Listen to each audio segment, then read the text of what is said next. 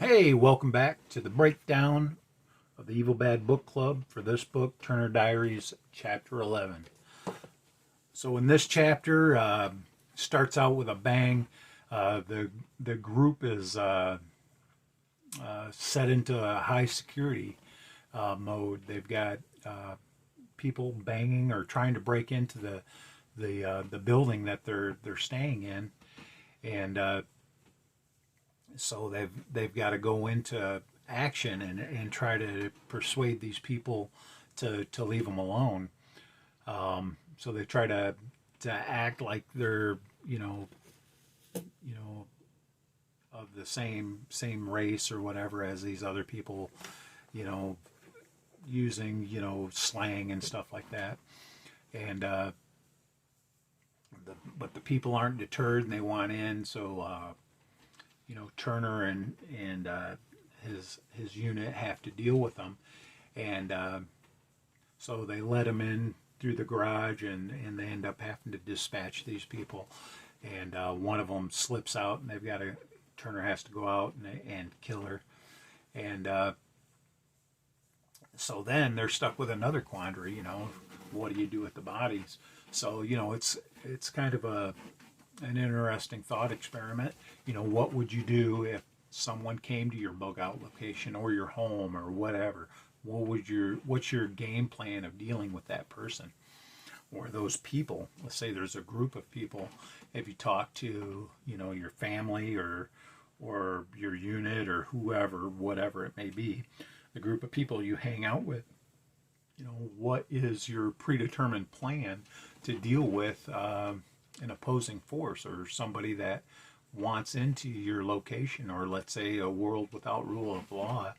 You've got these people, they want into your home. What's your game plan? How are you going to stop them? What are you going to do? And then once you do stop them, okay, then you've got their bodies, and now you got to do something with them. And if it's depending on the situation, it's not like you can just chuck them in the backyard and forget about them. You've got human bodies. It's not a dog or something like that. So you've got to dispose of those. And these guys are kind of creative. They load them all up back in their car, and they drive that car outside of a bar somewhere back in town, and they ditch it there to be found by the authorities or whatever. So that's one of those things. If you are pushed into to doing something like that, how would you react? I think if you're doing a thought experiment about a world without law, how would you do that? What would you do if things get so bad that you have a bug out location? How would you defend it? How would you try to persuade people not to even bother with your thing? Their problem was their building that they're staying in. They purposely wanted a place like that because it looked abandoned, and they went out of their way to make it more so as such. So you got a carload of junkies that want to break in so they can get high, and that just caused a whole nother problem. So anyway, so Turner and his group deal with that situation, and then of course, the media is stirring things up, and goes to a rather familiar scene, and well, at least like last year, the Summer of Love here in the United States, with BLM and Antifa. You know, they have this news report in Chicago where there's this big anti-racism thing, but it tends to be a thing that is kind of anti-white. So you've got one side is stirring everybody up, and then of course you've got these young white folks that want to fit in or whatever. So then they end up you know doing all kinds of mischievous things and hurting people and beating people up, just to prove that they're not racist, which they pick out people of their own race to beat. You know, similar to what has happened with BLM and Antifa.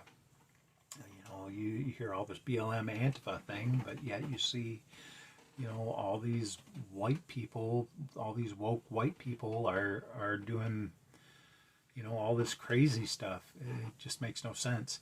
So there's like a parallel there with our last year's Summer of Love, which I found was really interesting. But you know, just some interesting things to look at, and you know how the media, you know, divides everybody for sensationalism and all that. Just wild.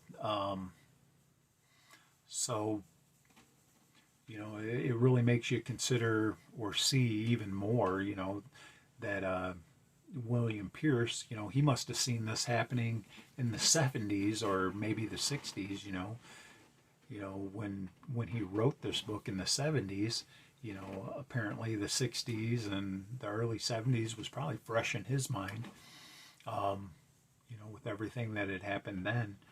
You know, I was just a child then, so I don't remember everything.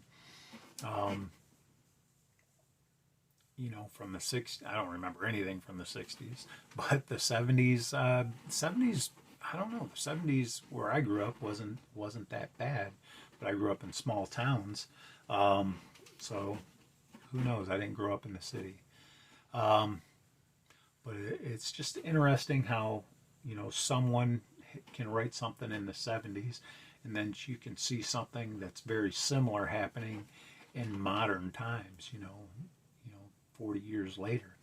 But anyway, that's my breakdown for chapter 11. Come back tomorrow morning for chapter 12, and we'll break that down, and I'll check you YouTubers out later.